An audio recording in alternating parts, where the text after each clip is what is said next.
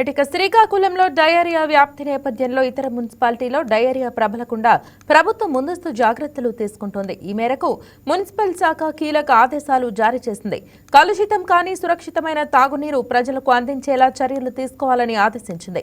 అన్ని మున్సిపాలిటీలో తాగునీటి పైప్ లైన్లు తనిఖీ చేయాలని, అలాగే డ్రైనేజీల పక్కన ఎక్కడైనా డ్రింకింగ్ వాటర్ పైప్ లైన్లు వెళ్తున్నట్లయితే వెంటనే మార్చివేయాలని స్పష్టం చేసింది. మున్సిపాలిటీలో తాగునీరు కలుషితమైతే ఆయా మున్సిపల్ కమిషనర్లను ఉపేక్షించేది లేదని హెచ్చరించిన మున్సిపల్ శాఖ తాగునీటి సరఫరా, డ్రైన్ల క్లీనింగ్లో అశ్రద్ధ వహిస్తే మున్సిపల్ కమిషనర్లతో పాటు క్షేత్రస్థాయి సిబ్బందిని బాధ్యులను చేస్తామని హెచ్చరించింది. శ్రీకాకుళంలో డయేరియా వ్యాప్తి నేపథ్యంలో ఇతర మున్సిపాలిటీల్లో డయేరియా ప్రబలకుండా ప్రభుత్వం ముందస్తు జాగ్రత్తలు తీసుకుంటోంది. ఈ మేరకు మున్సిపల్ శాఖ కీలక ఆదేశాలు జారీ చేసింది. కలుషితం కాని సురక్షితమైన తాగునీరు ప్రజలకు అందించేలా చర్యలు తీసుకోవాలని ఆదేశించింది. అన్ని మున్సిపాలిటీల్లో తాగునీటి పైప్ లైన్లు తనిఖీ చేయాలని, అలాగే డ్రైనేజీల పక్కన ఎక్కడైనా డ్రింకింగ్ వాటర్ పైప్ లైన్లు వెళ్తున్నట్లయితే వెంటనే మార్చివేయాలని స్పష్టం చేసింది.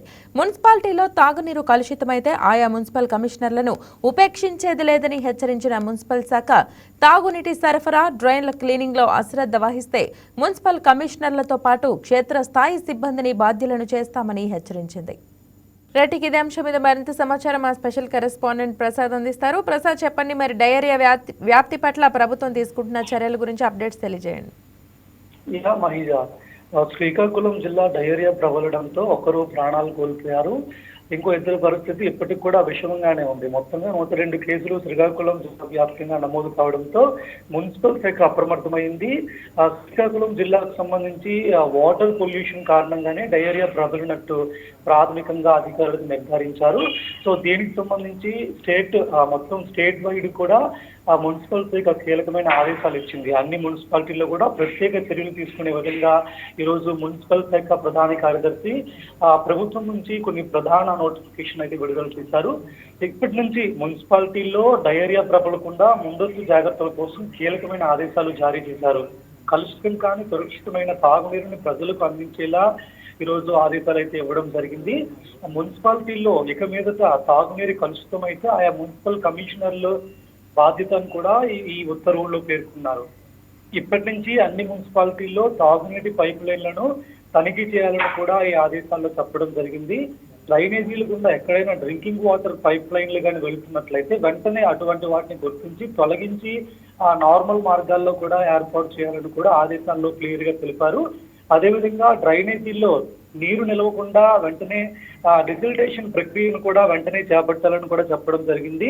తాగునీటిపై ఫిర్యాదులు కానీ లేదా సీజనల్ వ్యాధులపై 24 గంటలు అన్ని మున్సిపాలిటీల్లో పనిచేసే విధంగా ప్రత్యేక కంట్రోల్ రూమ్ కూడా ఏర్పాటు చేయాలని కూడా ఈరోజు ఉత్తర్వుల్లో పేర్కొన్నారు.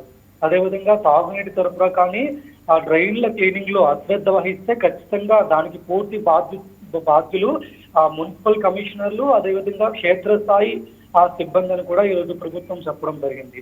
ఈ ఆదేశాలన్నీ కూడా అన్ని మున్సిపాలిటీల్లో అంటే రాష్ట్ర వ్యాప్తంగా ఉన్న అన్ని మున్సిపాలిటీలో ఉన్న ఆయా మున్సిపల్ కమిషనర్లు వెంటనే అమలయ్యేలా చూడాలని కూడా ఉత్తర్వుల్లో పేర్కొన్నారు.